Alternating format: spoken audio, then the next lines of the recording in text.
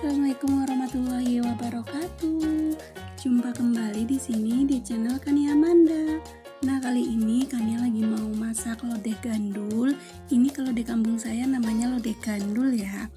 Dan kalau di kota namanya tumis pepaya. Oke, ikutin cara masaknya. Jangan lupa like dan subscribe jika suka video kali ini. Ya Nabi Salam.